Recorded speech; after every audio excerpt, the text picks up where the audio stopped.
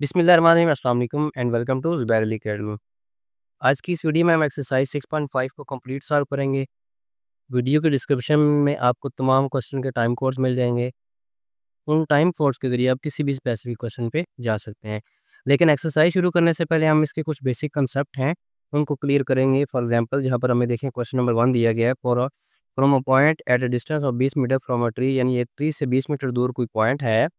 Angle of elevation of a top of tree is 30 degree. तो इसमें इसने angle of elevation बोला है और हमने हाइट, ट्री की हाइट फाइंड करनी है। सेम ऐसे ही यहाँ पर एंगल ऑफ डिप्रेशन यूज़ हुआ है लव्स और इक्विलेटरल ट्रायंगल। ये थोड़ी सी चीज़ें हम पहले समझ लेंगे तो हमारा कॉन्सेप्ट क्लियर हो जाएगा, फिर हम इन क्वेश्चंस को आसानी से सॉल्व कर लेंगे। तो चलिए पहले हम अपने बेसिक कॉन्सेप्ट क्लियर करते हैं। सबसे पहले हम देख लेते हैं एंगल ऑफ एलिवेशन क्या होता है। हमारे पास यहाँ पर देखें कुछ चीज़ें मैंने लिखी हैं और बनाई हैं यहाँ पर। If O is a point of observation, यानी ये जो ओ पॉइंट है, ये पॉइंट ऑफ ऑब्जर्वेशन है, यानी यहाँ पे खड़े होकर हम ऑब्जर्व कर रहे हैं, यहाँ से हम देख रहे हैं किसी चीज़ को, ठीक है। ओ एक्स इज़ हॉरिजेंटल लाइन, यानी ओ से लेके एक्स तक एक हॉरिजेंटल लाइन है, एक रेफरेंस पॉइंट है। ये बिल्कुल, यानी जिस पॉइंट से हम देख रहे हैं ये एक्स भी उसी पॉइंट पर एक सीधी लाइन पर है, ठीक है। ये एक हॉरिजेंटल लाइन हमने ड्रॉ की है। And an object P lies above the horizontal line, और कोई ऑब्जेक्ट है पी, जैसे यहाँ पर मैंने सूरज बना दिया है, ये सूरज है, ये इस हॉरिजेंटल लाइन से ऊपर है, ठीक है। कहीं पर भी हो सकता है, यहाँ पर, यहाँ पर, यहाँ पर, यहाँ कहीं भी हो सकता है, सिर्फ इस लाइन से ऊपर होना चाहिए। The angle between line of site, यानी ये जो लाइन होती है ना, जहाँ से हम खड़े होकर देख रहे हैं उस ऑब्जेक्ट को, यानी ये वो पॉइंट है जहाँ पे हम खड़े हैं देख रहे हैं, और ये वो ऑब्जेक्ट है। इन दोनों को जब हम मिलाएंगे एक लाइन से तो इसको हम लाइन ऑफ साइट कहेंगे, यानी देखने वाली लाइन, यानी ठीक है। और ये जो होगी ये हॉरिजेंटल लाइन होगी, ये इस पॉइंट से हम सीधी ड्रा करेंगे हॉरिजेंटल बिल्कुल 0 डिग्री पर। तो इन दोनों के दरमियान जो एंगल बनेगा, यहाँ से ऊपर की तरफ जो एंगल बनेगा, इसको एंगल ऑफ एलिवेशन कहते हैं। यानी हम नीचे खड़े हैं और ऊपर देख रहे हैं, कोई पॉइंट ऊपर है, तो हॉरिजेंटल लाइन और लाइन ऑफ साइट के बीच में जो एंगल बनेगा उसको एंगल ऑफ एलिवेशन हम कहेंगे, ठीक है। यहाँ पर हमारा एंगल ऑफ एलिवेशन कौन सा है, एक्स ओ पी भी कह सकते हैं, ठीक है, या पी ओ एक्स भी कह सकते हैं, यानी ओ जो है ये हमारा एंगल ऑफ एलिवेशन है। सॉरी,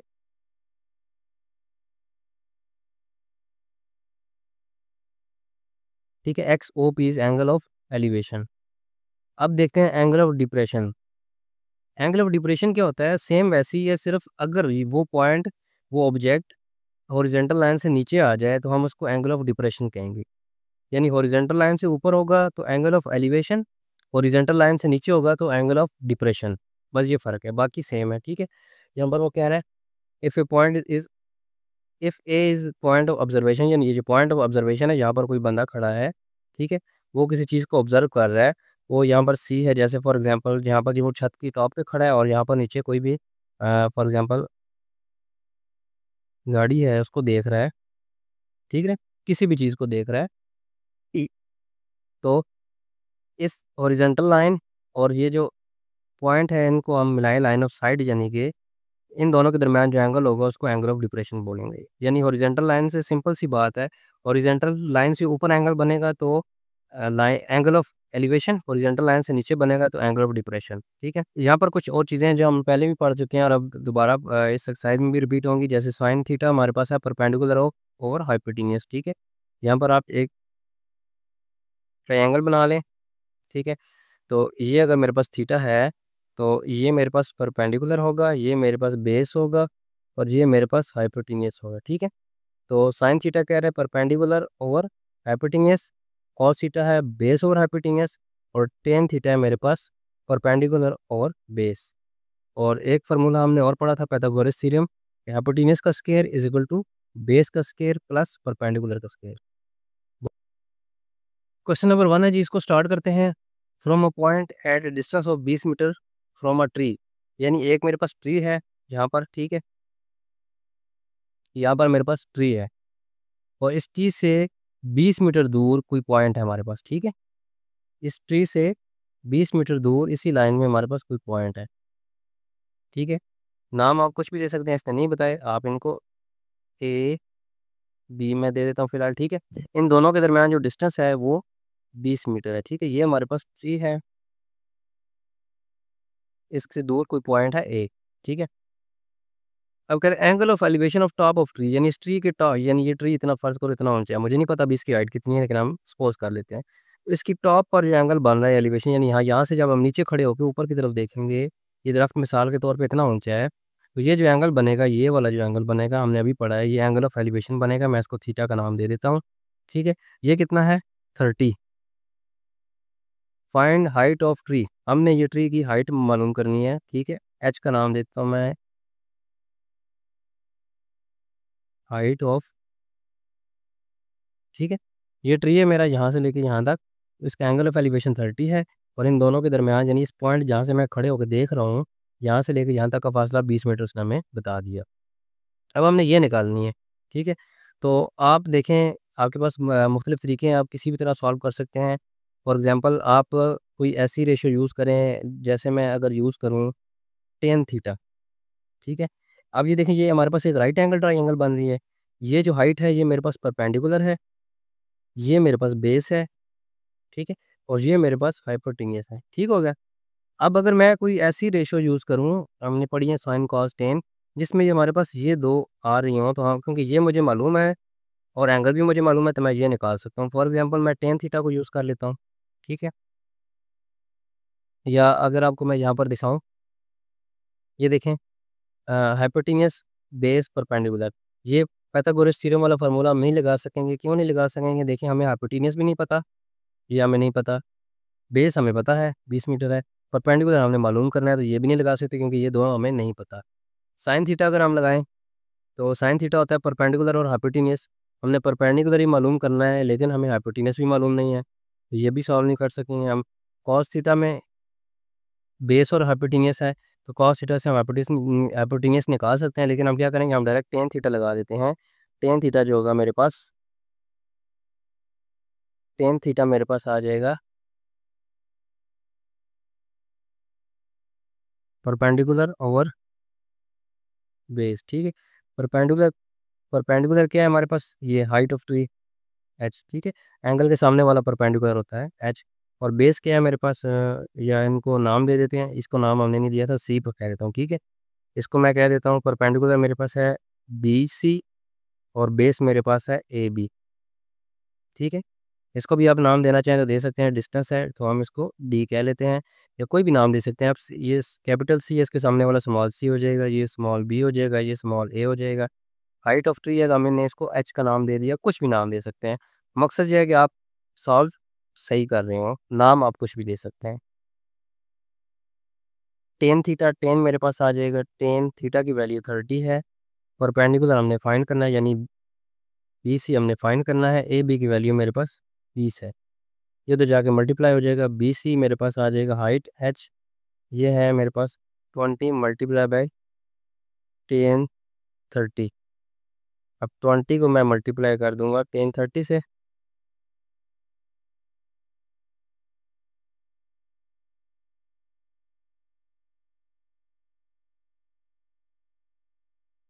यहाँ में देखें टेन 30, ये मेरे पास आ जाएगा रूट 3/3।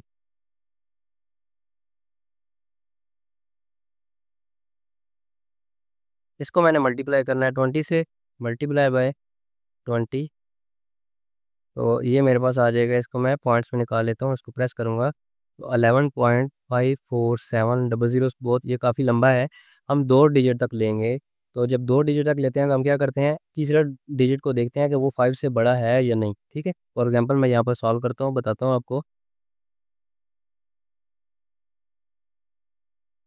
ये आंसर मेरे पास आया, हाइट ऑफ ट्री 11.547। ठीक है, तीन डिजिट मैंने अब लिया और मैंने दो डिजिट तक लेना है, तो मैं इसको इस तरह डाल के दे दूँगा 11.55। क्यों? क्योंकि ये 7 जो है ये 5 से बड़ा है, तो मैं इसका एक डिजिट बढ़ा दूँगा।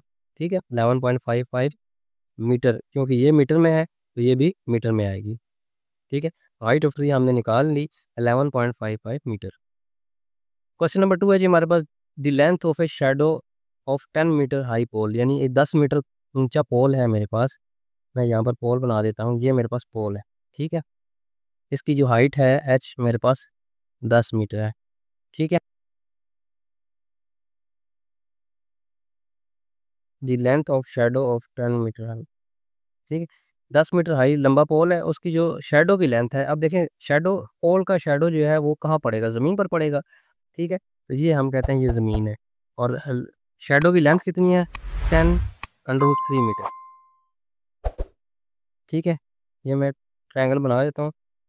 शेडो की जो लेंथ होगी वो क्या होगी, वो शेडो कहाँ पर बनेगा, शेडो ज़मीन पर बनेगा ना, तो ये वाली हमारी शेडो की लेंथ होगी, ये वाली नहीं होगी। ठीक है, आप देखें गौर करें, हमेशा साया जो है वो ज़मीन पर बनता है, तो ये हमारी ज़मीन है, पोल यहाँ पर है, तो ये मेरे पास आ जाएगा 10√3। ठीक है, शेडो की लेंथ है, इनको नाम दे देते हैं हम A B C. Find angle of elevation of the sun, यानी यहाँ के ऊपर कुछ सूरज है। ठीक है, मेरी बात है, सूरज ऊपर है यहाँ पर, तो उसका एंगल ऑफ एलिवेशन हमने निकालना है, वो हमारे पास यहाँ पर होगा। तो शुरू करते हैं हम इसको। गिवन में हमें क्या क्या है, गिवन में हमारे पास है height of pole,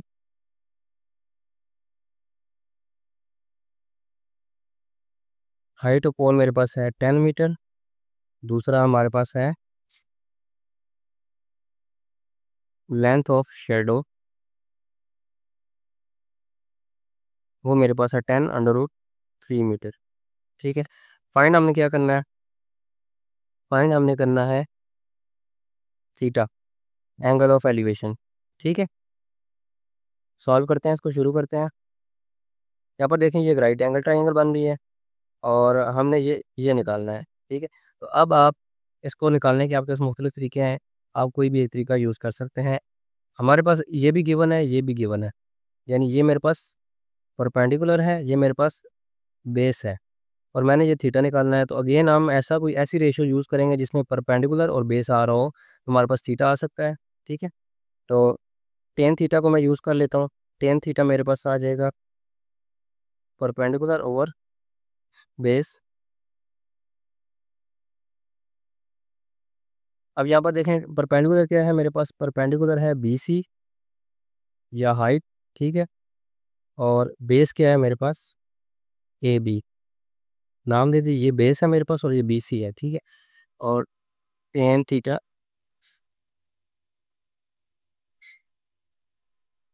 B C की वैल्यू कितनी है, बी सी है मेरे पास 10 मीटर, और ये है 10√3। 10 के साथ 10 कट जाएगा, मेरे पास आ जाएगा टेन थीटा। टेन थीटा की वैल्यू मेरे पास आ जाएगी 1/√3। तो यहाँ से मैं थीटा निकाल लेता हूँ, थीटा मेरे पास आ जाएगा 10 इनवर्स 1/√3। तो यहाँ पर देखिए shift 10 inverse 1 divided by √3, 30 degree मेरे पास एंगल ऑफ एलिवेशन आ गया। थीटा मेरे पास आ गया 30 डिग्री। यहाँ पर मैं लिख देता हूँ angle of elevation is equal to 30 degree. Question number 3 है जी हमारे पास, the window of a room is in the shape of an equilateral triangle. तो किसी कमरे की खिड़की है जो कि ट्रायंगल की शेप में है, लेकिन ट्रायंगल कौन सी, राइट एंगल ट्रायंगल नहीं है, बल्कि यहाँ पर उसमें बोला है इक्विलेटरल ट्रायंगल। ये ऐसी ट्रायंगल होती है जिसके तीनों साइड्स जो हैं इक्वल होती हैं, इक्वल से निकला है इक्विलेटरल ट्रायंगल, यानी ऐसी ट्रायंगल होगी जिसकी तीनों साइडें आपस में इक्वल होंगी। ठीक है, तो उसको हम इस तरह बनाते हैं।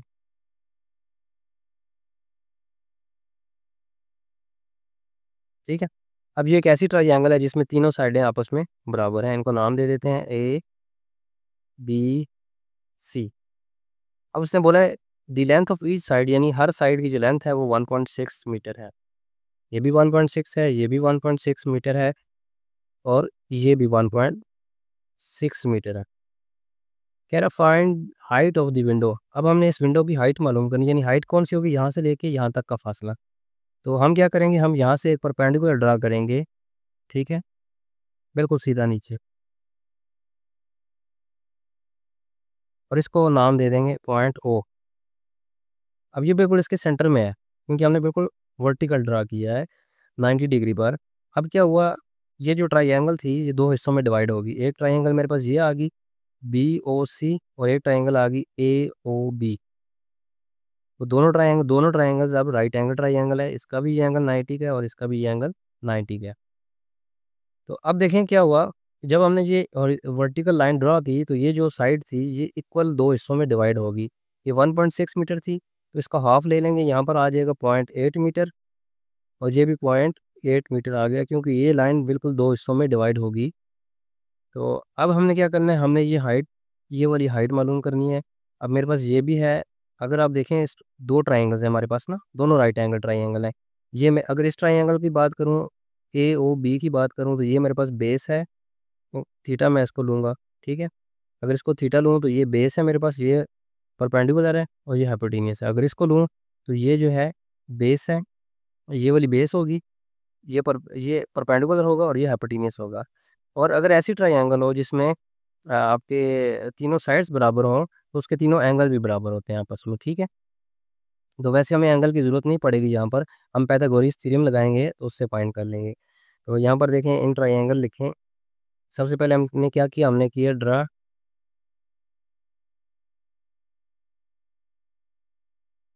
ड्रा हॉरिजॉन्टल लाइन BO, ठीक है। हमने एक लाइन हॉरिजॉन्टल लाइन ड्रा कर दी। अब क्या होगा हमारे पास, अब हम लिखेंगे इन ट्राइंगल AOB ले लें आप, यानी ये वाली ले लें या ये वाली, दोनों में देखें वैल्यू सेम है, 0.8 1.6 0.8 1.6। बेस की वैल्यू 0.8 है और हाइपोटेनस की वैल्यू 1.6 है। अगर इधर देखें तो बेस की वैल्यू 0.8 और हाइपोटेनस 1.6, ठीक है। तो ये मेरे पास आ जाएगा हाइपोटेनस का square is equal to base का स्क्वायर प्लस परपेंडिकुलर का स्क्वायर। हाइपोटेनस क्या है मेरे पास, AB नाम लिख लेते हैं। बेस क्या है मेरे पास, AO, हम ये वाली ट्राइंगल ले रहे हैं, ठीक है। प्लस परपेंडिकुलर क्या है, BO। अब हमारे पास वैल्यूज़ कौन कौन सी हैं, AB की वैल्यू मेरे पास है 1.6 का स्क्वायर, AO जो है मेरे पास 0.8 है, BO मैंने फाइंड करना है।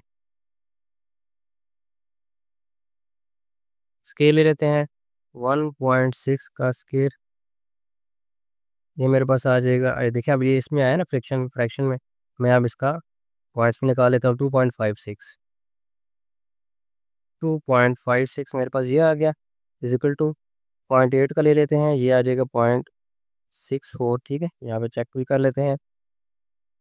0.8 का स्केयर लूँगा तो मेरे पास आ जाएगा 0.64, ठीक है, प्लस BO का स्केयर। अब ये उधर जाके माइनस हो जाएगा, यानी BO का स्केयर इक्वल आ जाएगा, ये वाला उस तरफ जाके माइनस हो जाएगा, 2.56 माइनस 0.64, ये मेरे पास आ जाएगा 2.56 माइनस 0.64 1.92 1.92, ये मेरे पास आ गया BO का स्केयर।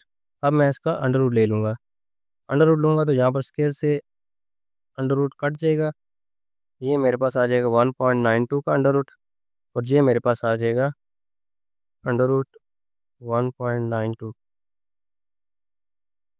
1.3856 है तो आप 389 ले लें, 1.39 ले लेता हूँ मैं, ठीक है,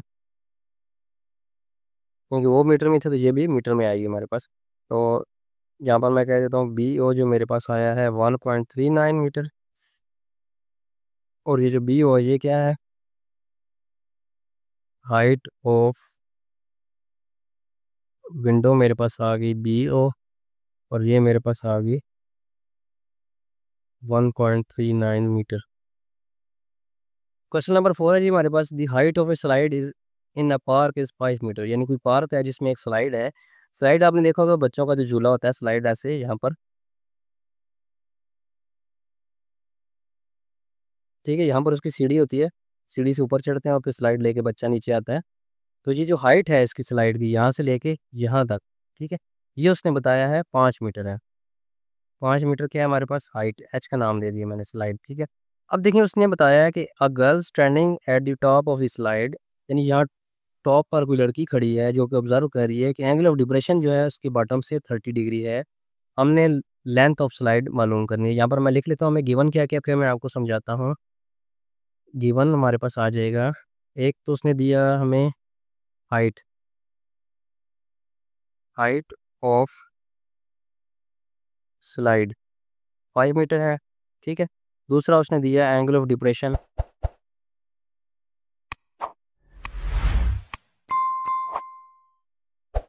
एंगल ऑफ डिप्रेशन मेरे पास है 30 डिग्री, ठीक है, बॉटम से। हमने क्या करना है, फाइंड हमने करना है लेंथ ऑफ स्लाइड, ठीक है। आप बेशक इनको नाम दे दें, मैं इधर नाम देता हूँ A B C. Length of slide हमने फाइंड करनी है। अब एक समझने की चीज़ है, हमने जब इसके बेसिक कॉन्सेप्ट पढ़े थे, अगर आप गौर करें यहाँ पर देखें, एंगल ऑफ डिप्रेशन का हमने पढ़ा था कि अगर कोई टॉप पर खड़ा हुआ है, ठीक है, यहाँ टॉप पर कोई खड़ा हुआ है और यहाँ से वो नीचे देख रहा है, तो यहीं से टॉप से एक हॉरिजॉन्टल लाइन ड्रा करनी है और ये जो एंगल होगा ये एंगल ऑफ डिप्रेशन होगा। तो अब अगर आप देखें, वो कह रहे हैं लड़की यहाँ झूले के टॉप पर, यहाँ पर लड़की खड़ी है, ठीक है, तो एंगल ऑफ डिप्रेशन ये वाला नहीं होगा। क्यों? हमने क्या बोला था, जहाँ से हम ऑब्जर्व कर रहे हैं वहाँ से आपने एक हॉरिजॉन्टल लाइन ड्रा करनी है, ठीक है, एक सीधी लाइन ड्रा करनी है। उस सीधी लाइन और जो नीचे देख जहाँ पर ऑब्जेक्ट है इसके दरमियान जो लाइन होगी, इसके बीच में जो एंगल होगा ये एंगल ऑफ डिप्रेशन होगा 30। ये होगा एंगल ऑफ डिप्रेशन, ये वाला नहीं, ठीक है। यहाँ पर आप तस्वीर को अगर गौर से देखें, अब ये मैंने इस तरफ बनाई है, आप इसको दूसरी तरफ भी बना सकते हैं। जैसे फॉर एग्जांपल यहाँ टॉप पे ये हॉरिजॉन्टल लाइन है, यहाँ टॉप से कोई बंदा नीचे देख रहा है, ठीक है, तो इन दोनों के दरमियान जो एंगल होगा वो एंगल ऑफ डिप्रेशन होगा, ठीक है, ना कि इसके बाद वाला। और हमने क्या पढ़ा है, हॉरिजॉन्टल लाइन, ठीक है, जो हॉरिजॉन्टल लाइन होगी और जो लाइन ऑफ साइट होगी, इन दोनों के दरमियान में जो एंगल होगा वो एंगल ऑफ डिप्रेशन कहलाएगा, ठीक है, ये एंगल ऑफ एलिवेशन कहलाएगा। अब अगर वो ऊपर होगा तो एलिवेशन हो जाएगा, अगर वो नीचे होगा तो डिप्रेशन हो जाएगा। अब यहाँ पर वो क्योंकि टॉप पर खड़ी है उसने बताया, और वो कह रहा है बॉटम में एंगल ऑफ डिप्रेशन जो है वो हमारा 30 है। अब ये 30 है हमारे पास, ये वाला उसने नहीं बताया हमें, ना ये वाला बताया। तो हम ये कैसे फाइंड करेंगे, हमें तो सॉल्व करने के लिए ट्राइंगल्स के अंदर वाले एंगल चाहिए। तो हम क्या करेंगे, यहाँ पर देखें, ये जो अगर किसी एंगल, ये वाला जो एंगल है ये और ये आपस में बराबर हैं, ये भी हमारा 30 कहलाएगा, थीटा ये होगा 30 कहलाएगा। क्यों? क्योंकि देखें जब दो लाइन, ये देखें ये वाली लाइन हॉरिजॉन्टल है और ये वाली लाइन भी हॉरिजॉन्टल है। अगर कोई दो पैरेलल लाइंस हों और उनको एक लाइन कट करे, तो उसके ये जो एंगल होंगे, ये वाला एंगल अपोजिट एंगल्स, यानी ये वाला एंगल आपस में बराबर होंगे और ये वाला एंगल आपस में बराबर होंगे, ठीक है। कैसे? ये देखें, यहाँ से यहाँ तक कितना है 180 और यहाँ से यहाँ तक कितना है 180, ठीक है। अब इन दोनों को एक ही लाइन काट रही है, तो अब जितना हिस्सा इधर आया है, जैसे फॉर एग्जांपल मैं यहाँ पर ड्रा करता हूँ, पहले सीधी लाइन ड्रा करता हूँ। अब देखें ये 180 है, ये भी 180 है, तो मैंने इसको सेंटर से काट दिया। अब जितना इधर है उतना ही इधर है, 90। अब थोड़ी-सी मुझसे टेढ़ी हो गई है, लेकिन आप समझिए कि मैंने सेंटर से काटा है। तो 90 इधर है, 90 इधर है। और अगर इसको मैं थोड़ा-सा तिरछा काट देता हूँ, अब जितना हिस्सा इधर आया है उतना इधर आएगा और जितना इधर आया उतना इधर आएगा। तो जब उसने ये वाला एंगल बता, अब ये देखें, आप समझिए एक हॉरिजॉन्टल लाइन है, एक ये हॉरिजॉन्टल लाइन है। इसको ये काट रही है ये लाइन, ठीक है? ये सीधी चली गई और ये इधर सीधी आ गई। ये देखें, और ये देखें वही शेप बन रही है। एक लाइन ये देखें, एक लाइन ये होगी, दूसरी लाइन हॉरिजॉन्टल लाइन ये होगी और इस ये जो लाइन है इसने इसको काट दिया यूँ।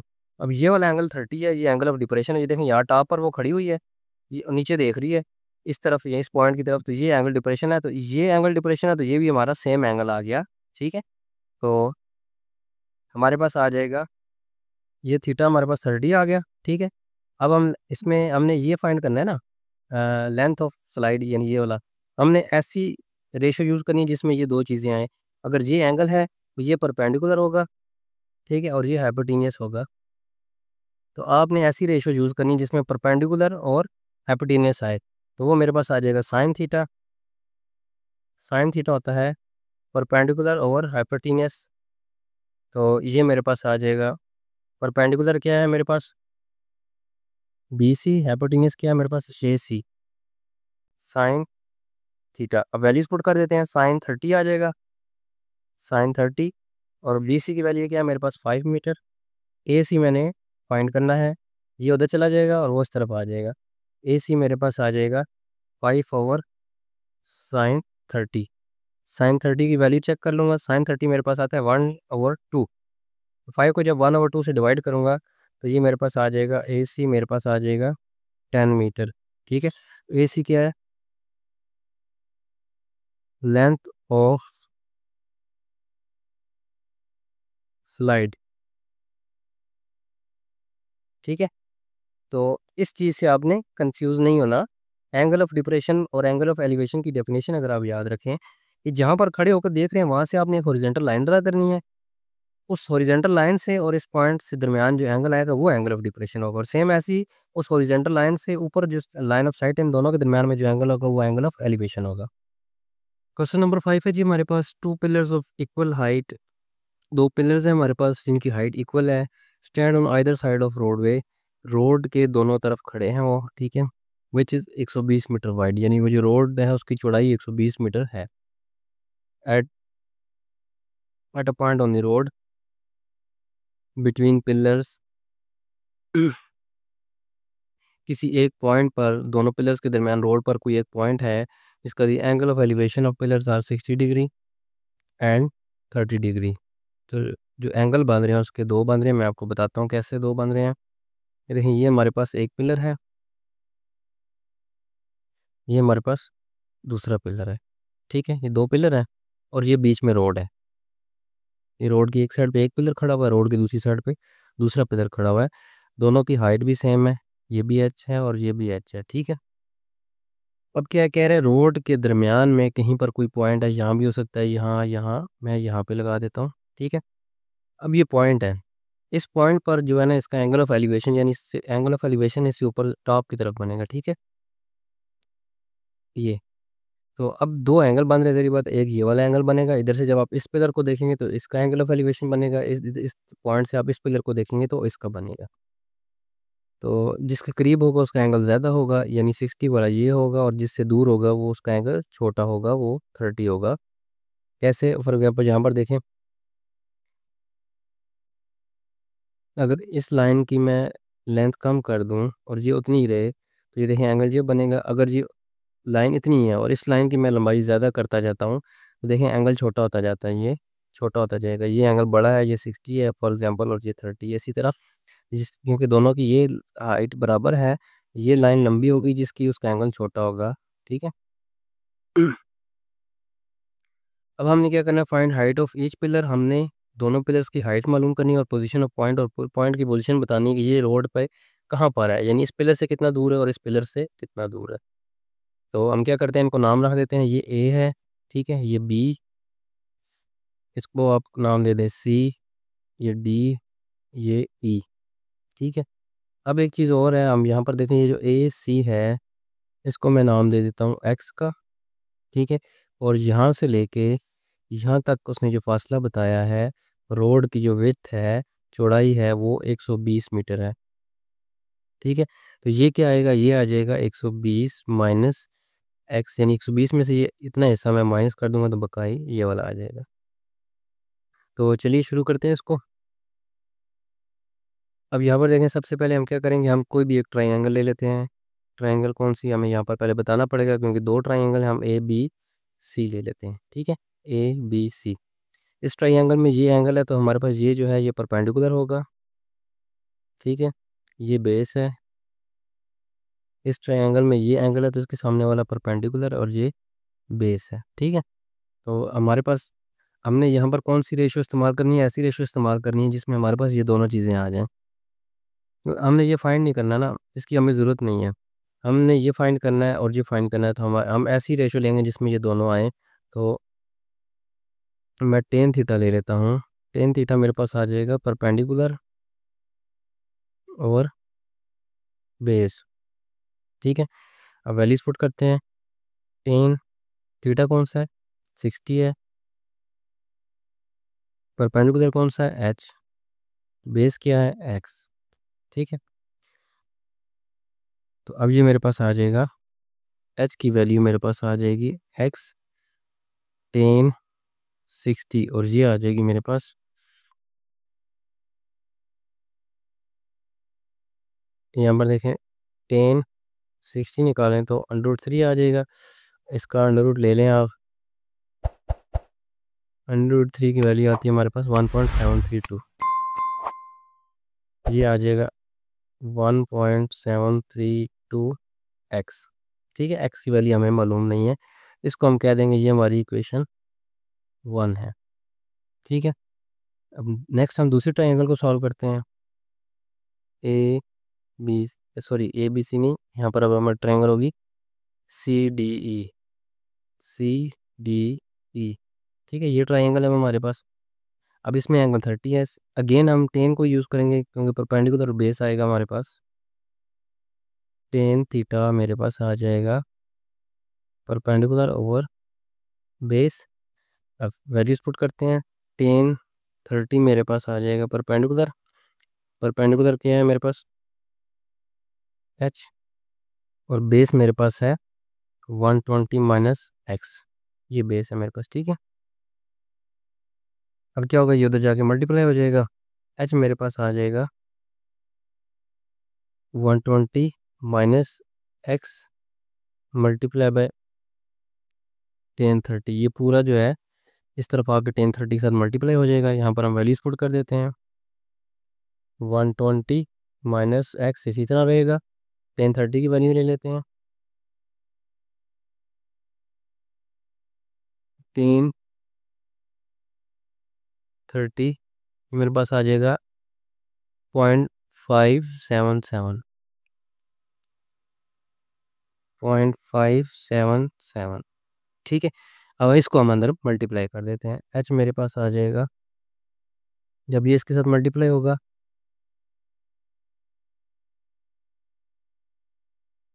120 मल्टीप्लाई बाय 0.577, ये मेरे पास आ जाएगा 69.24,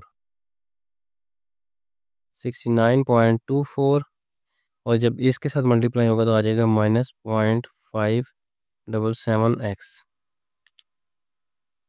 ठीक है, अब ये हमारे पास equation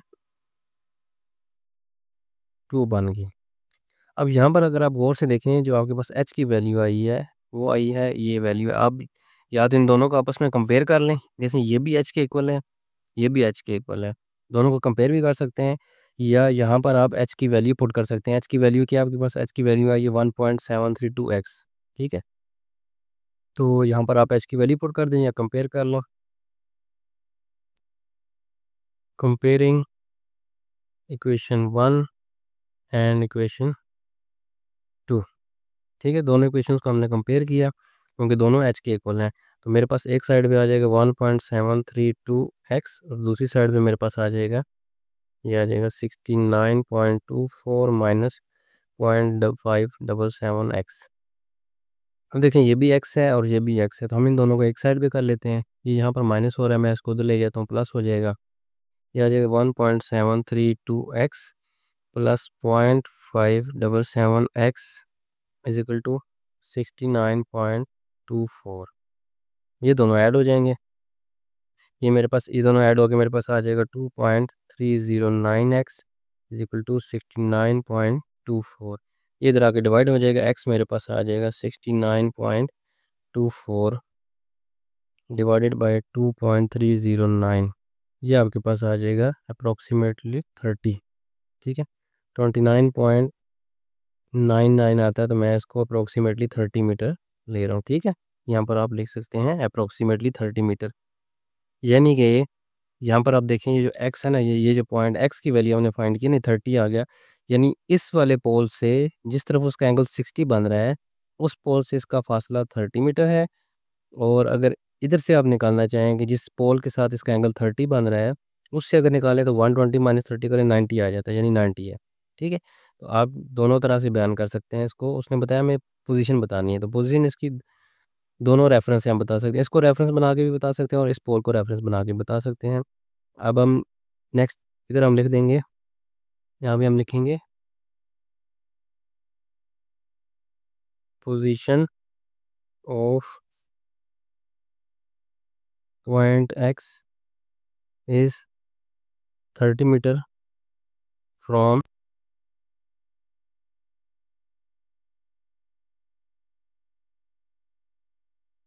pole of 60 degree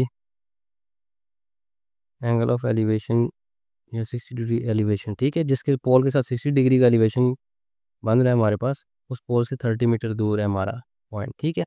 next उसने बोला है पोल की हाइट बताएं। तो अब आप इसमें एक्स की वैल्यू इक्वेशन 1 में पुट करके तब भी निकाल सकते हैं, इक्वेशन 2 में पुट करके भी निकाल सकते हैं। तो हम इक्वेशन 1 में पुट कर लेते हैं। इक्वेशन 1 क्या है हमारे पास, वो है जी h is equal to 1.732 X. Values put कर देते हैं, 1.732 मल्टीप्लाई बाई एक्स की वैल्यू 30 है मेरे पास, h की वैल्यू मेरे पास आ जाएगी 52 मीटर अप्रोक्सीमेटली, ठीक है। हाइट भी हमने पोल की हाइट भी निकाल ली और हमने एक्स की वैल्यू भी निकाल ली। क्वेश्चन नंबर 6 है जी हमारे पास, कह रहा है from top of a tower of height 120 metre, यानी एक टावर है जिसकी हाइट 120 मीटर है, वहाँ से खड़े होकर वो देख रहा है, एंगल ऑफ डिप्रेशन उसे नजर आ रहा है ऑफ टू बोर्ड्स, दो बोर्ड्स का एंगल ऑफ डिप्रेशन है on same side of tower, यानी टावर की एक ही साइड पर दोनों बोर्ड्स हैं, एट वाटर लेवल पानी के लेवल पर हैं, और 60 and 45, find distance between two boards, यानी दोनों बोर्ड्स का दरमियानी फासला हमने बताना है।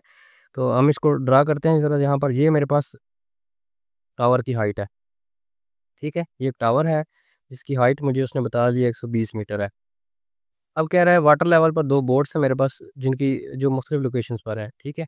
मैं कहता हूँ फ़र्ज़ करें एक बोर्ड यहाँ पर है, यहाँ से जब वो खड़े होकर देख रहा है, एंगल ऑफ डिप्रेशन हमने बताया था वो हॉरिजॉन्टल जो लाइन जहाँ से हम खड़े होकर देखते हैं लाइन ऑफ साइट वो, और उस लाइन ये हमारी लाइन ऑफ साइट है, ठीक है। यहाँ से खड़े होकर वो ऑब्जर्व कर रहा है और बोर्ड यहाँ पर है, ठीक है, नीचे की तरफ देख रहा है, तो जो हॉरिजॉन्टल लाइन होगी वो यहाँ पर होगी, ठीक है। तो एंगल ऑफ डिप्रेशन हमने बोला था हॉरिजॉन्टल लाइन से नीचे बनता है, तो आप ये देखें ये जो हॉरिजॉन्टल लाइन है ये हमारा रेफरेंस है, तो इसके नीचे यहाँ पर पहला एंगल बना हमारा 45 60 सॉरी 60 बना। जितना हम इसके करीब होंगे एंगल बड़ा होगा, जितना दूर जाएंगे एंगल छोटा होता जाएगा, ठीक है। तो पहला एंगल हमारा जो उसके करीब बनेगा पहली बोर्ड का वो 60 बना। अब अगर यहाँ पर एंगल 60 है तो यानी अगर ये एंगल 60 है तो ये एंगल भी 60 ही होगा, ठीक है। क्योंकि जब दो पैरेलल लाइंस एक दूसरे के साथ चल रही हूँ, ये दो पैरेलल लाइंस हैं, इनको जब कोई तीसरी लाइन काटती है सीधी लाइन, ठीक है, तो इसके ये जो एंगल होते हैं ये वाला एंगल इसके बराबर होता है और ये वाला एंगल जो है वो इस एंगल के इक्वल होता है, ठीक है। तो अब यहाँ पर देखें, अभी अगर ये एक पैरेलल लाइन है, ये देखें ये सीधी जा रही है, ये दूसरी पैरेलल लाइन है, ठीक है। अब इन दो पैरेलल लाइंस को ये एक लाइन सीधी काट रही है, ठीक है, देखें लेट्स सपोज ये बिल्कुल सीधी काट रही है। अब देखिए अगर ये वाला एंगल 60 है तो ये वाला एंगल भी 60 होगा, तो मैं इसको भी 60 लिख लेता हूँ, ठीक है। अब दूसरी बोर्ड लेट्स सपोज यहाँ पर है, अब यहाँ से खड़ा होकर वो इस बोर्ड को ऑब्जर्व कर रहा है, तो अब ये हॉरिजॉन्टल लाइन है और ये लाइन ऑफ साइट है, यानी यहाँ से वो इस बोर्ड को ऑब्जर्व कर रहा है, तो इन दोनों के बीच में जो एंगल है वो 45 है। अब सेम ऐसे ही अगर इन दोनों का ये वाला एंगल 45 है तो ये भी 45 होगा, ठीक है। क्यों, देखिए एक ये पैरेलल लाइन है, ये एक ये लाइन है, एक ये लाइन है, इन दोनों को ये काट रही है लाइन, सेम ऐसी बिल्कुल उसकी तरह ये बिल्कुल सीधी इनको काट रही है, तो जो एंगल इस लाइन के इस तरफ बनेगा वो इस तरफ भी होगा, 45 हमारे पास, ठीक है। एंगल ऑफ डिप्रेशन हमेशा हॉरिजॉन्टल लाइन से नीचे होते हैं, उसने एंगल ऑफ डिप्रेशन बोला है, अगर आप डायरेक्ट इनको यहाँ पर 60 और 45 लिख देंगे, ये तो एंगल ऑफ एलिवेशन होता है ना, यहाँ से ऑब्जर्व कर रहे हैं, हॉरिजॉन्टल लाइन से ऊपर एंगल ऑफ एलिवेशन होता है, जबकि उसने बोला एंगल ऑफ डिप्रेशन है, तो वो उसने बेसिकली हमें ये एंगल बताया है, लेकिन क्योंकि ये वाला एंगल इसके इक्वल होता है हम लिख लेंगे साथ, और ये वाला इसके इक्वल होता है हम लिख लेंगे, लेकिन आपने बनाने ये ऊपर ही है, डायरेक्ट आपने नीचे नहीं बना देने, ठीक है। तो चलिए शुरू करते हैं इसको, नाम दे देते हैं, ये ए है, ये बी है, ये सी, और ये मेरे पास पॉइंट डी आ जाएगा। तो पहले हम क्या करें, हमने इन दोनों का दरमियानी फासला बताना है, ए और बी के दरमियान कितना फासला है, तो वो हम कैसे निकाल सकते हैं। अगर हम छोटी बोर्ड को अगर हम छोटी ट्रायंगल को यूज़ करें, इस ट्रायंगल के ज़रिए हम ये वाला डिस्टेंस निकाल सकते हैं, बी और सी के दरमियान कितना फासला है, ठीक है। फिर हम बड़ी ट्रायंगल के साथ ये यहाँ से लेकर यहाँ तक का फासला निकाल लेंगे, ठीक है। फिर जब इस पूरे फासले में से इसको मैं माइनस करूँगा तो ये वाला फासला मेरा आ जाएगा। तो शुरू करते हैं, पहले छोटी ट्रायंगल को सॉल्व कर लेते हैं। बी सी डी रेशियो हमारे पास लगेगी टेन थीटा। टेन थीटा होता है मेरे पास परपेंडिकुलर ओवर बेस। ठीक है, परपेंडिकुलर क्या है मेरे पास? परपेंडिकुलर मेरे पास है सी डी, बेस मेरे पास क्या है? B C. सी डी जो है ये एच है, इसकी वैल्यू 120 है, डायरेक्ट वैल्यूज पुट कर देते हैं। और बी सी मेरे पास इस तरह आ जाएगा। अब थीटा कौन सा आएगा? थीटा मेरे पास 60 का आएगा, क्योंकि हम छोटी ट्रायंगल यूज़ कर रहे हैं। तो टेन 60 मेरे पास आ जाएगा 120 over B C.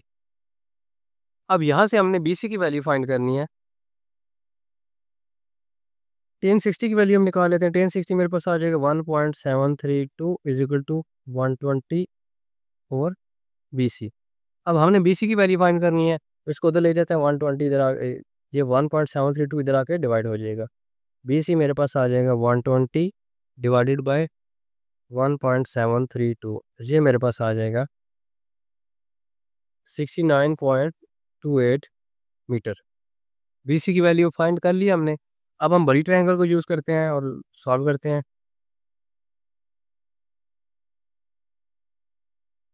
Triangle A C D को सॉल्व करते हैं। यहाँ पर हमारे पास अगेन लगेगा tan theta is equal to,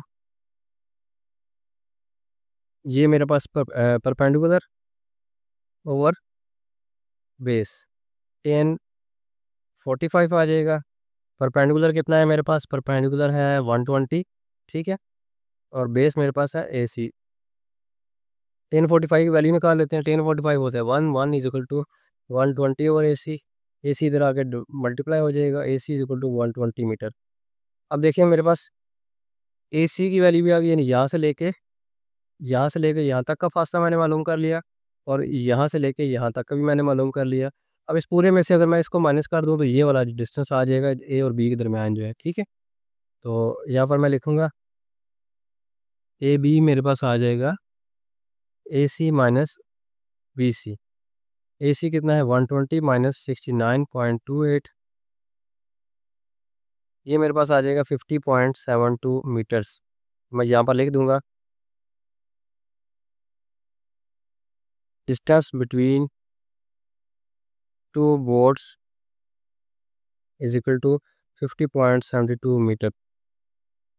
question number 7 है जी हमारे पास।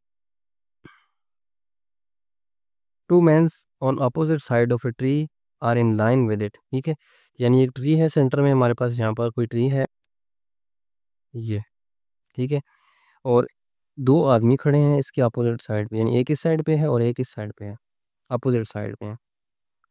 दे observe that angle of elevation of top of tree are 30 and 60। तो इन्होंने ऑब्जर्व किया एक का एंगल बन रहा है 30 और एक का एंगल बन रहा है 60। The height of tree is 15 metre. Height उसने हमें दे दी 15 मीटर।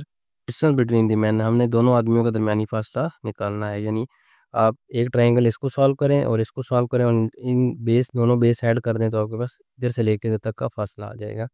पिछले क्वेश्चन से मिलता जुलता क्वेश्चन है। एक का एंगल 30 है और एक का एंगल 60 है। ठीक है, पिछले क्वेश्चन में वो दोनों बोर्ड्स थी और दोनों एक साइड पर थी। इस क्वेश्चन में दो आदमी हैं और दोनों अपोजिट साइड पे हैं। नाम दे दें आप ए बी सी डी। तो पहली ट्रायंगल को सॉल्व करते हैं। Triangle A B D triangle आ गई मेरे पास। अच्छा, अब इस ट्रायंगल में मेरे पास अगेन मैं क्या करूँगा? टेन थीटा को लूँगा। टेन थीटा मेरे पास आ जाएगा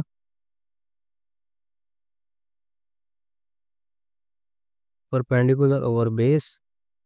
अब टेन टेन मेरे पास आ जाएगा 30। पहले ये ट्रायंगल हम यूज़ कर रहे हैं तो 30 आएगा। परपेंडिकुलर क्या है मेरे पास? एच हाइट, और बेस क्या है मेरे पास? A B. नाम लिख देते हैं, हमने ए बी फाइंड करना है।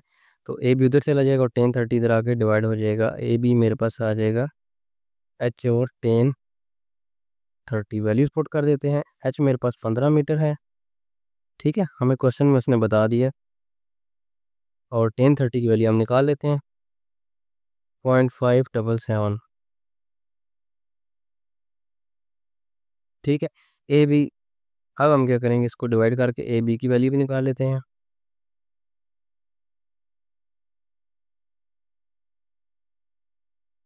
ये मेरे पास आ जाएगा 26 मीटर। ठीक है, ये अप्रोक्सीमेटली मेरे पास आया है 25.996, तो मैं इसको अप्रोक्सीमेटली 26 ले लेता हूँ। ठीक है, अब हम दूसरे ट्राइंगल को सॉल्व करते हैं। B C D, B C D triangle में हमारे पास एंगल ये है और ये परपेंडिकुलर है और ये बेस है। अगेन हम टेन लगाएंगे, टेन थीटा। ठीक है, वो मेरे पास आ जाएगा परपेंडिकुलर और बेस। टेन थीटा कौन सा यूज़ होगा, थीटा 60 वाला यूज़ होगा मेरे पास, परपेंडिकुलर एच होगा और बेस मेरे पास आ जाएगी बी सी। बी सी हमने फाइंड करना है, तो ये उधर जाके ऊपर आ जाएगा और एच और 1060 आ जाएगा मेरे पास। वैल्यूज पुट कर देते हैं। एच की वैल्यू 15 है, 1060 की वैल्यू निकाल लेते हैं। 1060 मेरे पास √3 है, तो इसकी कंप्लीट डिवाइड करके वैल्यूज निकाल लेते हैं। 15 डिवाइडेड बाय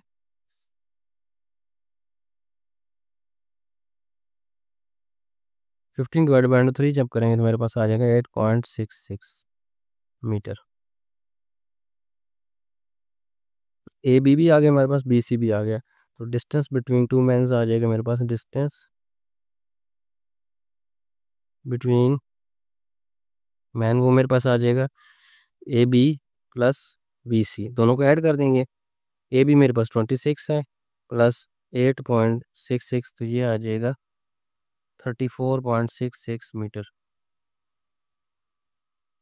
क्वेश्चन नंबर 8 को शुरू करते हैं।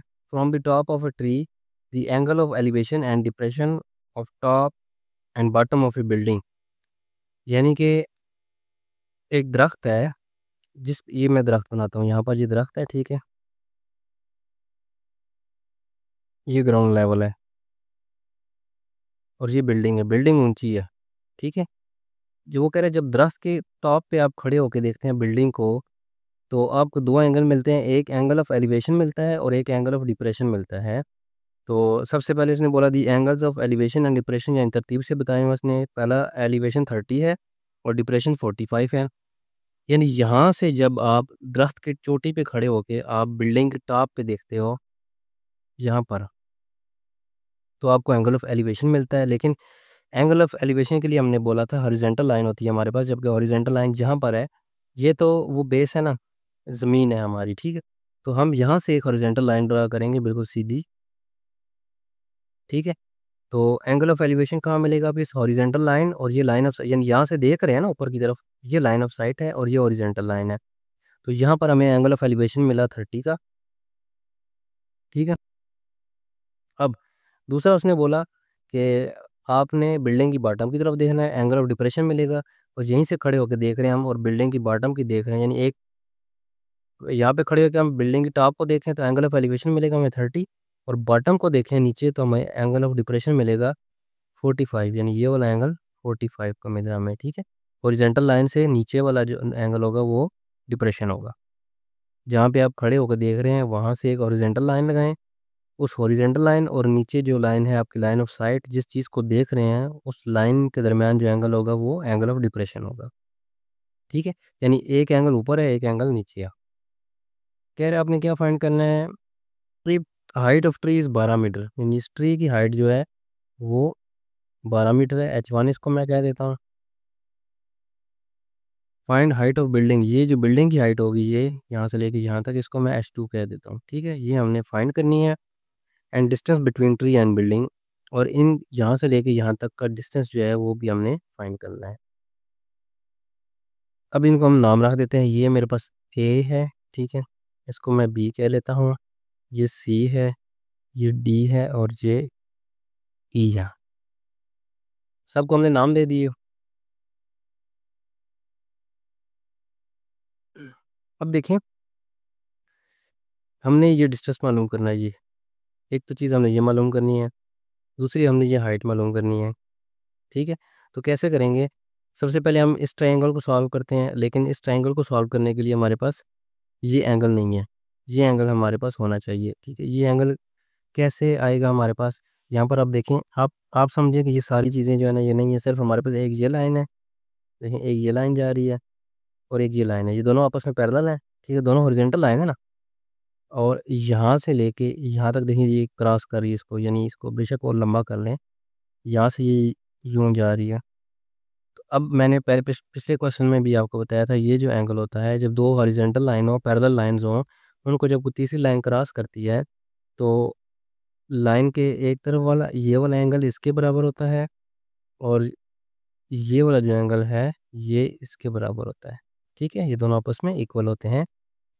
तो अब देखें, अगर ये 45 का है, मैं कहता हूँ ये वाला एंगल 45 का, तो ये वाला भी 45 का ही होगा, तो ये वाला एंगल भी हमारे पास 45 डिग्री का आएगा, ठीक है। तो अब हम इस ट्रायंगल को सॉल्व कर सकते हैं। हम क्या लगाएंगे, ट्रायंगल का नाम ले देते हैं। ट्रायंगल कौन सी हम लिखेंगे अभी इस टाइम, ADE, ठीक है। तो इसमें हमारे पास होगा टेन थीटा बराबर होगा परपेंडिकुलर ओवर बेस, थीटा की जगह मैं लिख देता हूँ 45 हमारा एंगल है, परपेंडिकुलर हमारे पास H1 है और बेस मेरे पास D है, ठीक है। अब वैल्यूज पुट करते हैं, जो है हमारे पास D हमने फाइंड करना है, ये उधर चला जाएगा और 1045 इस तरफ आ जाएगा, D मेरे पास आ जाएगा H1 और 1045। H1 क्या है मेरे पास, H1 की वैल्यू मुझे दी हुई है 12, 1045 1 आता है, D मेरे पास आ गया 12, यानी जो डिस्टेंस था दोनों बिल्डिंग और दरख्त के दरमियान जो डिस्टेंस था वो आ गया मेरे पास। यहाँ पर मैं लिख देता हूँ, distance between tree and building is 12 metre, ठीक है, ये मैंने फाइंड कर लिया। अब मैं आगे फाइंड करता हूँ नेक्स्ट चीज़। अब मैं आगे देखता हूँ कि मैं हाइट कैसे निकालूंगा। तो अगर मैं ये वाली अब ये देखें, ये मैंने सीधी हॉरिजॉन्टल लाइन लगाई है ना, और ये भी हॉरिजॉन्टल लाइन लगाई है। तो अब एक स्क्वायर जो होता है या पैरेललोग्राम जो होता है, उसमें ये वाली हाइट और ये वाली आपस में बराबर होती हैं, और ये वाली आपस में बराबर होती हैं। तो अगर ये H1 है यानी 12 मीटर है, तो ये भी जो होगी मेरे पास यहाँ से लेके यहाँ तक 12 मीटर होगी। यानी हमने यहाँ से लेके यहाँ तक तो फाइंड कर लिया, क्योंकि ये 12 है तो ये भी 12 होगी। देखिए ये स्क्वायर शेप बन रही है ना, एक सीधी लाइन मैंने यूँ लगाई है, दूसरी सीधी लाइन मैंने यूँ लगाई है, फिर एक सीधी लाइन यूँ लगा देता हूँ और एक सीधी लाइन यूँ लगा लेता हूँ। अब ये लाइन और ये लाइन आपस में बराबर है, और ये दोनों लाइनें और ये दोनों लाइनें आपस में बराबर हैं। तो इसका मतलब है, अगर मैं ये वाला फाइंड कर लूँ और इसको ऐड करूँ, तो ये पूरी हाइट आ जाएगी मेरे पास, हाइट ऑफ बिल्डिंग आ जाएगी, ठीक है। तो अब इसको सॉल्व करने के लिए मैं ये वाली ट्रायंगल यूज़ करूँगा, BCD, यानी यहाँ से लेके ये तक, इसमें मेरे पास एंगल 30 दिया हुआ है, ठीक है।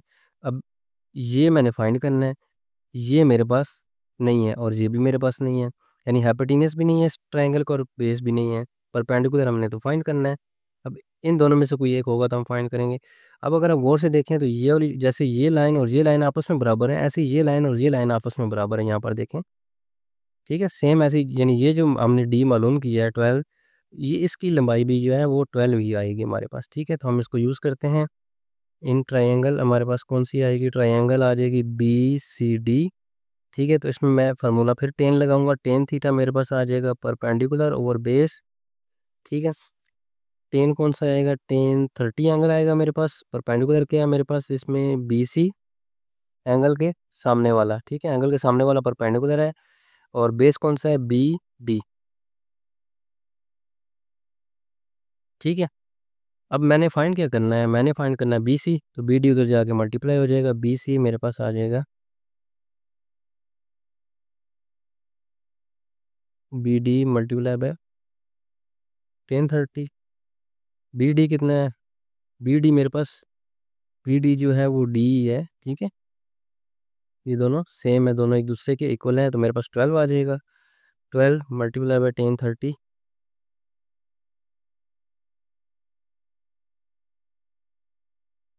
ये आ जाएगा 0.577। इसको जब हम मल्टीप्लाई करेंगे,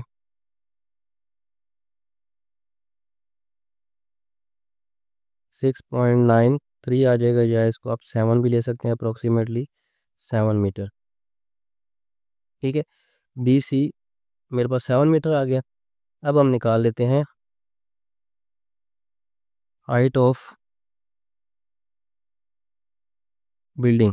ठीक है, बिल्डिंग की हाइट यहाँ से लेके यहाँ तक है, ये भी मेरे पास आ गया 12 मीटर है, और ये भी मेरे पास आ गया। दोनों को ऐड करेंगे तो बिल्डिंग की हाइट आ जाएगी, ये आ जाएगी A B plus B C. ठीक है, ए बी प्लस बी सी।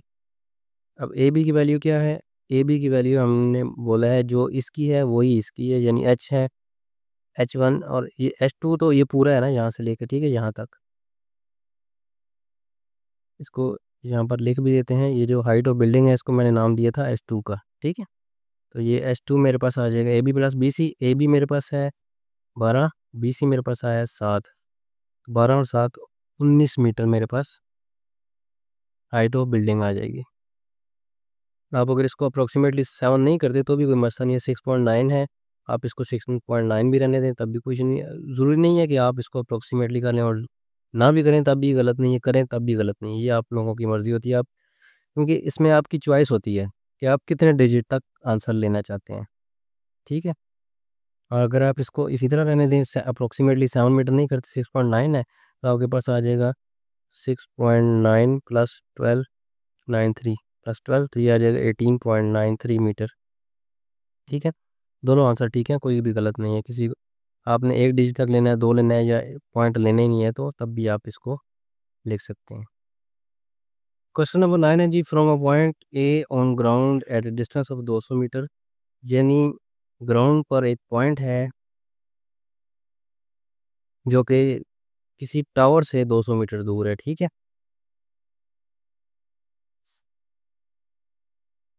ये हमारे पास टावर है। ठीक है, इस टावर से 200 मीटर दूर यहाँ पर एक पॉइंट है ए। ठीक है, और इसकी जो इसका जो डिस्टेंस है वो उसने बताया है यहाँ से लेके यहाँ तक 200 मीटर, और उसने जो एंगल ऑफ एलिवेशन बताया उसकी वैल्यू नहीं दी, बल्कि उसने बता दिया कि ये अल्फा है। अच्छा, there is another point B, एक और पॉइंट बी है, कहाँ पर है, 80 मीटर नियर टू टावर। यानी इस तरफ से आपने टावर की तरफ जाना है, तो यहाँ पर 80 मीटर के फासले पे पॉइंट आपको बी मिलेगा। ठीक है, the angle of elevation of top of tower from B is beta. यानी ये जो एंगल बनेगा,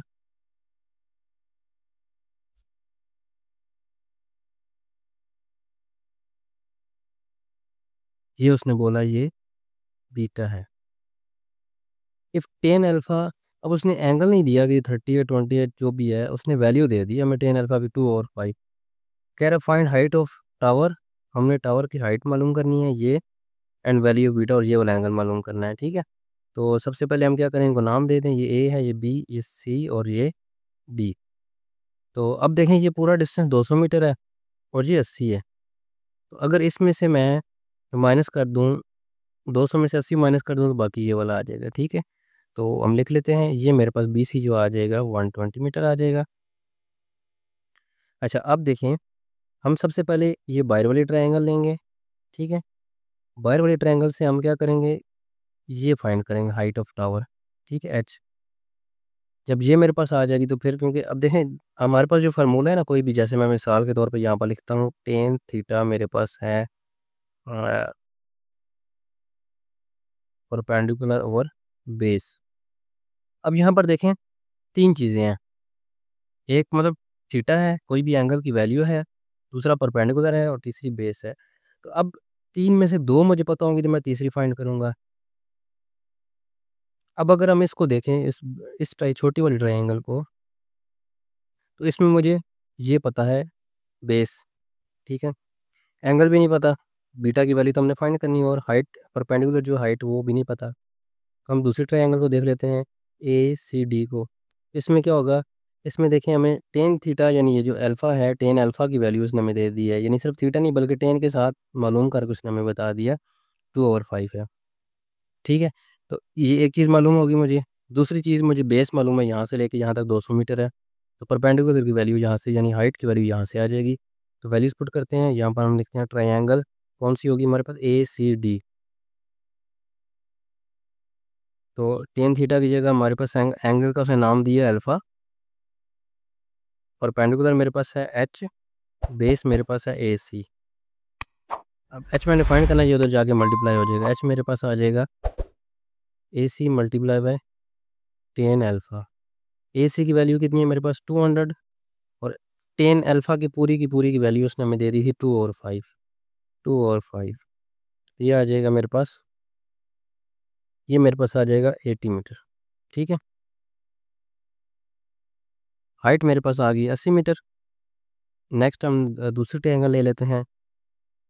इन ट्रायंगल मेरे पास आ जाएगा BCD। इसमें मेरे पास अगेन हम लेंगे टेन एंगल, क्योंकि एंगल का नाम बीटा है, बीटा। ये आ जाएगा मेरे पास परपेंडिकुलर और बेस। नाम लिख लेते हैं, परपेंडिकुलर क्या है, परपेंडिकुलर मेरे पास है एच, और बेस मेरे पास क्या है BC।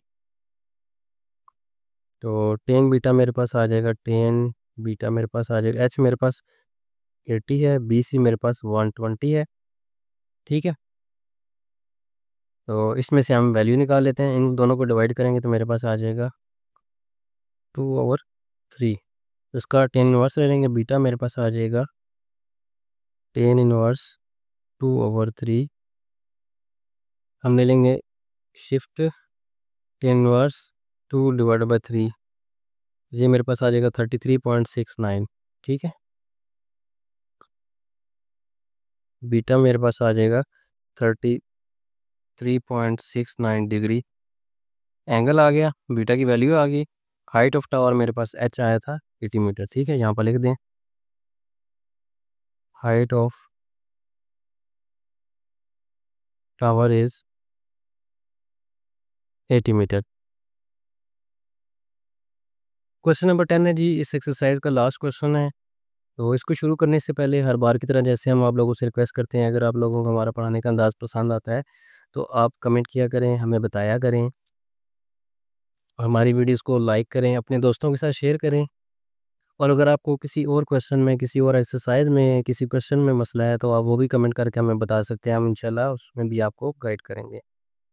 तो चलिए शुरू करते हैं अपने क्वेश्चन को। अ boat moving away from a light house, ठीक है, 206.6 मीटर हाई, यानी एक लाइट हाउस है। लाइट हाउस क्या होता है ये आपको भी नज़र आ रहा होगा, मैंने तस्वीर में दिखाया आपको। अब देखें, लाइट हाउस होता है पानी में, ये लगा होता है रास्ता दिखाने के लिए बोट्स वगैरह को ना, समुंदर में, दरिया में ये लगे होते हैं मुख्तलिफ लोकेशन में। ये बोट्स को रास्ता वगैरह दिखाने के लिए दूर से नज़र आता है, ये लाइट हाउस कहते हैं इसको। ठीक है, तो एक लाइट हाउस है जिसकी हाइट जो है वो 206.6 मीटर है। ठीक है, अब बोट मूविंग अवे, यहाँ पर एक कश्ती है। ठीक है, जो कि इस लाइट हाउस से दूर जा रही है, यानी कि इस तरफ जा रही है। यहाँ पर पहले बोट थी, ठीक है, वो इससे दूर जा रही है। देखें, boat moving away from light house, यानी इस लाइट हाउस से बोट दूर जा रही है। तो क्या हो रहा है, वो कह रहा है 120 सेकंड टाइम लेती है। और क्यों 120 सेकंड टाइम में वो जो इसका एंगल ऑफ एलिवेशन है वो चेंज कर, जरी बात है, जब ये बोट यहाँ से मूव करेगी तो उसका एंगल ऑफ एलिवेशन चेंज होगा। तो पहले जो उसका एंगल था ना 60 डिग्री था, कह रहा है कि उसकी टॉप से एंगल ऑफ एलिवेशन जो है वो हमारा 60 था, और 120 सेकंड टाइम लिया उसने और वो 45 हो गया। यानी यहाँ पर एंगल 60 था, 120 सेकंड बोट ने लाइट हाउस से दूर मूव किया, इस डायरेक्शन में दूर गई, और अब 120 सेकंड बाद जो बोट की पोजीशन है, यहाँ से अगर हम लाइट हाउस को देखें तो एंगल ऑफ एलिवेशन हमारे पास 45 का है। ठीक है, यानी उसने देखें कहा है कि अ boat moving away from a light house, एक लाइट हाउस से बोट जो है मूव कर रही है दूसरी साइड पे, टेक्स 120 सेकंड, 120 सेकंड लेती है to change the angle of elevation, यानी एंगल ऑफ एलिवेशन को चेंज करने में 120 सेकंड लेती है, फ्रॉम 60 टू 45, यानी पहले 60 डिग्री था तो 120 सेकंड बाद वो 45 डिग्री हो गया। Find the speed of boat, हमने बोट की स्पीड फाइंड करनी है। तो नाम दे देते हैं ABCD। ठीक है, तो हमने बोट की स्पीड फाइंड करनी है। तो स्पीड आप उस सूरत में फाइंड कर सकते हैं जब आपको डिस्टेंस पता हो। फॉर एग्जांपल, ये बाइक है, ठीक है, बाइक है या कोई भी चीज़ है, फॉर एग्जांपल जहाँ पर मैं बना देता हूँ, या एक बंदा है, आदमी है, ठीक है, ये आदमी है, ये भाग के यहाँ से इस पॉइंट से ए से बी तक आया। तो अब मैंने बताना है इसकी स्पीड कितनी है। तो स्पीड मालूम करने के लिए मुझे इसका डिस्टेंस पता होना चाहिए कि इसने यहाँ से लेके यहाँ तक कितना सफ़र तय किया और कितने टाइम में तय किया। यानी स्पीड का फार्मूला होता है डिस्टेंस और टाइम। आप अक्सर गाड़ियों की स्पीड भी देखते हैं कि 60 की स्पीड है, 40 की स्पीड है, यानी 60 किलोमीटर पर आवर, ठीक है। तो इसका यूनिट मीटर फी सेकंड भी हो सकता है, किलोमीटर पर आवर भी हो सकता है, कुछ भी हो सकता है, ठीक है। तो ये जो स्पीड होती है, ये डिस्टेंस को टाइम से डिवाइड करने से आती है। यानी अब देखें, बोट ने यहाँ से यहाँ तक मूव किया, यानी मुझे यहाँ से लेके यहाँ तक का डिस्टेंस चाहिए। यहाँ से यहाँ तक मूव करने में जितना टाइम लगा वो टाइम चाहिए। ये 2 चीज़ें मुझे पता होंगी तो मैं इसकी स्पीड बता सकूँगा कि यहाँ से यहाँ तक आने में कितनी स्पीड से ये आई है, ठीक है। तो यहाँ से यहाँ तक आने में जो टाइम लगा वो तो उसने बता दिया, 120 सेकंड लगे हैं। ये पोज़ीशन ए पर थी, यहाँ पर पोज़ीशन बी पर थी। तो जब उसने मूव किया यहाँ तक आने में उसको 120 सेकंड लगे और टाइम एंगल एलिवेशन 45 हो गया। अब यानी मैंने ये डिस्टेंस निकालना है यहाँ वाला, तो मेरे पास स्पीड आ जाएगी। इसको निकालने के लिए हम क्या करें, अगर हम पहले एक ट्रायंगल को सॉल्व करें तो हम उससे ये पूरा बेस निकाल लेंगे इसका, ठीक है। यानी ए सी फाइंड कर लेंगे। पहले हम बड़ी ट्रायंगल को अगर हम सॉल्व करें तो उसमें से हम ये ए सी की वैल्यू फाइंड कर लेंगे, यहाँ से लेके यहाँ तक का डिस्टेंस हमारे पास आ जाएगा, ठीक है। फिर हम छोटी ट्रायंगल को सॉल्व करेंगे तो ये वाला डिस्टेंस मेरे पास आ जाएगा, यहाँ से लेके यहाँ तक। अब अगर मैं इस पूरे डिस्टेंस में से ये वाला डिस्टेंस माइनस करूँ तो मेरे पास ये आ जाएगा, ठीक है। तो बेसिकली हमने ये निकालना है इधर से लेके यहाँ तक का डिस्टेंस।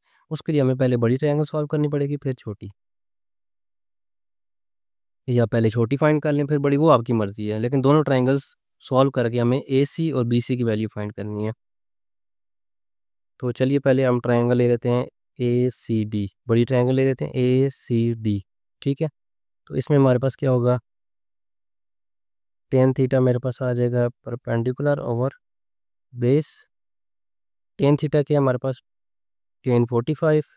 परपेंडिकुलर क्या है मेरे पास, ये जो सी डी नाम लिख देता हूँ मैं, हाइट ऑफ टावर। और बेस क्या है मेरे पास, ए सी। हमने फाइंड क्या करना है, ए सी फाइंड करना है, वो इधर आके डिवाइड हो जाएगा। ए सी मेरे पास आ जाएगा C D over tan 45। C D कितना है, 206.6। टेन 45 मेरे पास 1 आ जाएगा। तो ए सी की वैल्यू मेरे पास आ गई 206.6 मीटर, ठीक है। ए सी मैंने फाइंड कर लिया। अब दूसरे ट्रायंगल लेते हैं, ट्रायंगल बी सी डी। इसमें अगेन हम करेंगे टेन थीटा, सेम वही फार्मूला लगेगा, परपेंडिकुलर ओवर बेस। टेन यहाँ पर हमारे पास एंगल जो लगेगा 60 का लगेगा, ठीक है। अब ये ट्रायंगल है, परपेंडिकुलर मेरे पास वही है सी डी, बेस मेरे पास है बी सी। हमने बी सी फाइंड करना है तो वो इधर आके डिवाइड हो जाएगा। बी सी मेरे पास आ जाएगा C D over tan 60। C D की वैल्यू है मेरे पास 206.6। टेन 60 आ जाएगा मेरे पास √3। जब इसको डिवाइड करेंगे तो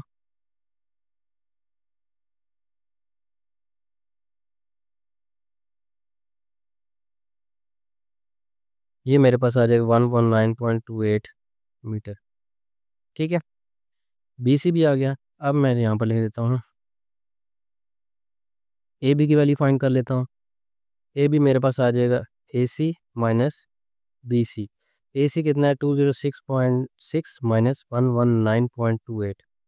ये मेरे पास आ जाएगा 87.32 मीटर, ठीक है।